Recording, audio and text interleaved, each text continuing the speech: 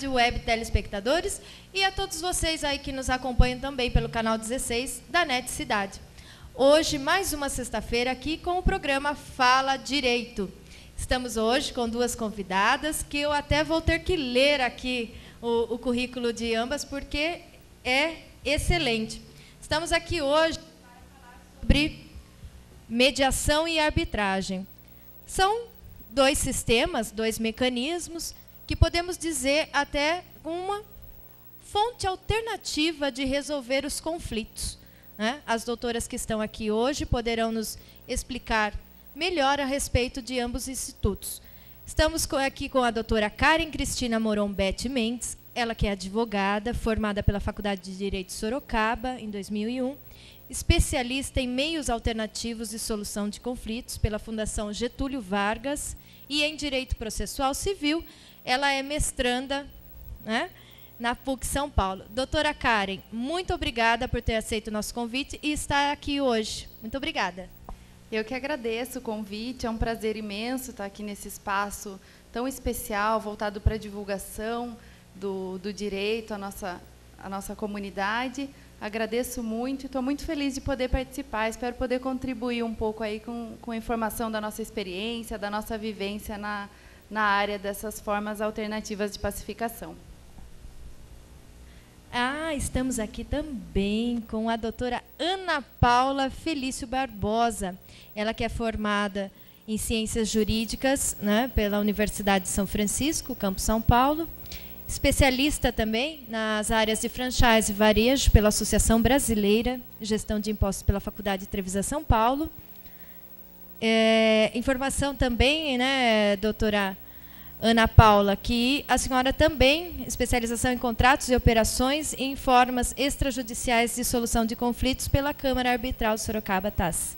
Muito obrigada por estar aqui, doutora Ana, também. Que agradeço. Boa tarde, telespectadores. Boa tarde, Gabriela. É um prazer estar aqui falando um pouquinho das formas extrajudiciais de solução de conflitos. E vai ser um prazer estar respondendo as perguntas sua, dos telespectadores, e conversar um pouquinho sobre a mediação. Você que está aí nos acompanhando hoje, nós vamos falar sobre essas técnicas que elas são meios alternativos, na verdade. Você que já enfrentou uma demanda judicial, que isso foi moroso na sua vida, o sofrimento ele anda conforme o tempo do seu processo. Então, o que nós poderíamos fazer para termos um mundo melhor, né, para vivermos em sociedade de uma forma mais justa?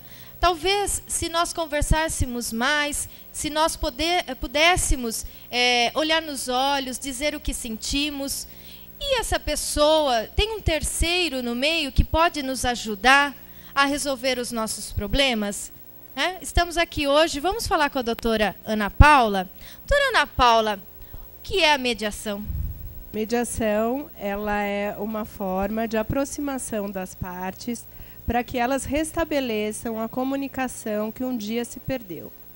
Ela é uma forma alternativa de solução de conflito, não tem uma legislação específica, mas o mediador ele tem o papel de aproximar as partes, conduzir as partes para que elas, por si só, construam um acordo. Ele é um facilitador, ele é um encaminhador dessas partes. É importante ressaltar que na mediação, doutora Karen, essa pessoa, ele é um voluntário. Então, não existe essa profissão de mediador? Não, a profissão não é. O mediador, a função que o mediador exerce no procedimento de mediação, hoje não é caracterizada como uma profissão. Né? A mediação, como a doutora Ana Paula vinha falando, não tem uma lei específica no Brasil, ela não é regulamentada e institucionalizada.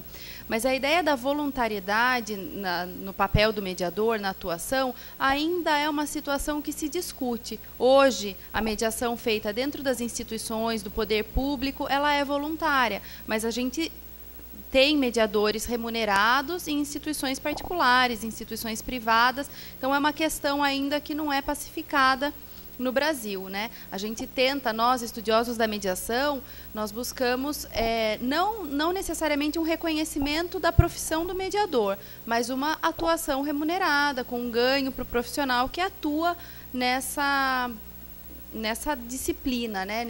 Que se empenha para auxiliar as partes na solução de um conflito. Mas muita gente fala em conflito, problemas, né? Para as pessoas que nos assistem e aqui nos acompanham pela sorocabalvivo.com.br, nosso programa que está passando ao vivo, doutora Ana, muito se fala em conflitos, problemas, né? Mas quais são esses conflitos? Quais conflitos eu posso procurar ajuda de um mediador ou de uma mediadora? Então, em todos os conflitos, a mediação ela não tem um impedimento para você procurar um mediador. A mediação ela é uma técnica, isso tem que deixar bem claro, né? E como técnica, para você atuar como mediador, você precisa estudar as formas com que você atua nessa mediação. Porque, como eu mesmo falei, o mediador ele tem o papel de conduzir as partes para que elas produzam este acordo, né? E a gente vê, na maioria atuando como advogada, que a maioria dos litígios ocorrem por falta de comunicação. É um probleminha na comunicação que acaba levando uma contenda judicial. Sendo que, através da mediação, as partes conversando, olhando nos olhos, como você mesmo diz, Gabriele, e colocando o seu sentimento ali, o mediador conduzindo para que as partes consigam juntas construir um acordo, a gente percebe que os acordos, primeiramente, eles são cumpridos, né? E que as partes saem muito menos machucadas dessa relação do que através de uma contenda judicial ou um litígio, onde há briga. A senhora disse a condução, né? O mediador ele tem a função de conduzir para que as partes, elas próprias, né, alguma ceda, outra ali, para que eles possam formular um acordo, e esse acordo, na maioria dos casos, ele é cumprido, né? Porque as partes participaram, não é uma imposição. O mediador ele não interfere na relação, né? Diferente do juiz ou do árbitro, que tem uma interferência na relação. O mediador ele apenas conduz. Ele alerta, ele orienta para que as partes, por si, encontrem a melhor solução para o problema delas. E isso ocorre porque restabelece o canal de comunicação, né? Uma comunicação que tinha sido interrompida por algum problema na relação. A senhora falou agora, né, interrompido um canal de comunicação. Então, às vezes, eu percebo, a senhora até me corrija se eu estiver errada, a senhora que é perita no assunto, né, entende muito bem. Então, as pessoas, quando elas estão em conflito, pode ser que não cheguem a um acordo, a um destino, um fecho da história, porque às vezes lhe faltou a comunicação, a oportunidade de falar, né? Então, o que eu posso pensar? Que quando a parte, né, as partes ali, elas conseguem ter essa comunicação, ainda que seja visual ou até mesmo ali o ouvir, o falar, me parece que aí é a construção do acordo, inicia-se, né, encerra-se a contenda, inicia-se a comunicação, para aí chegar a uma finalidade. A mediação ela não tem como conclusão a construção total do acordo. A gente não pode falar que através da mediação você é obrigado à solução do conflito total. Mas, por princípio, a mediação é restabelecer esse canal de comunicação. Vou dar um exemplo para você. Nós temos um casal que está brigando e não sabe se vai se separar ou não. Através do mediador, a gente tem duas soluções. Ou esse casal, numa conversa e num restabelecimento dessa comunicação que não está sendo feita, os dois sozinhos, né, porque há muita briga, eles chegam a duas conclusões. Ou eles continuam a relação e de uma maneira mais produtiva, melhor, com menos briga, através dessa condução do mediador nesses encontros, que podem ser de 1 a 10, né? Ou eles percebem que realmente a relação deles não tem como continuar. E aí o que é melhor é a separação, mas a separação sem dor, sem briga, sem sofrimento. Ou seja, a compreensão. Isso. Há a compreensão, né? Isso. Uma parte, ela compreende a outra, o porquê que chegou a essa situação, né? O importante é dizer que tem que haver a compreensão também. Mas é importante frisar, como a senhora deu o exemplo aí do casal, a mediação não tem ligação com uma terapia, né? Não. Não tem ligação. Não, mas a gente trabalha com a interdisciplinariedade. Uma mediação, a gente entende que seria importante sempre estar acompanhada de um advogado e de um psicólogo. Por quê?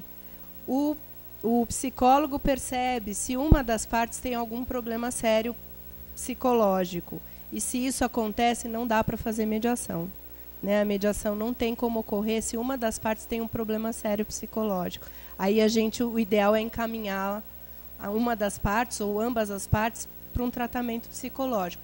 O advogado não tem essa expertise para perceber se uma das partes tem um problema sério psicológico ou se está passando por um sofrimento muito complicado que possa prejudicar essa mediação. E a outro passo, se acaso há a contenda, né, a conclusão dessa mediação num acordo, o psicólogo também não tem a expertise para construir o acordo de forma jurídica que possa ser utilizada no Poder Judiciário. Então, a gente sempre alerta que o ideal, né, na mediação é trabalhar com a interdisciplinariedade. E também é um trabalho, né, na verdade, aí é confidencial o assunto também, né? Aquelas pessoas aqui até tem uma pergunta referente a se é confidencial, assim como é na justiça. Sigiloso. Quando a gente faz a mediação, a primeira coisa que o mediador tem que esclarecer para as partes que tudo que é falado ali permanece, né? Apesar de não ter uma lei específica regulamentando o trabalho do mediador, é questão de ética, né, das relações éticas do advogado, quando o advogado está trabalhando com mediação, dele não transpor o que está sendo passado ali para ninguém, como no caso do psicólogo também.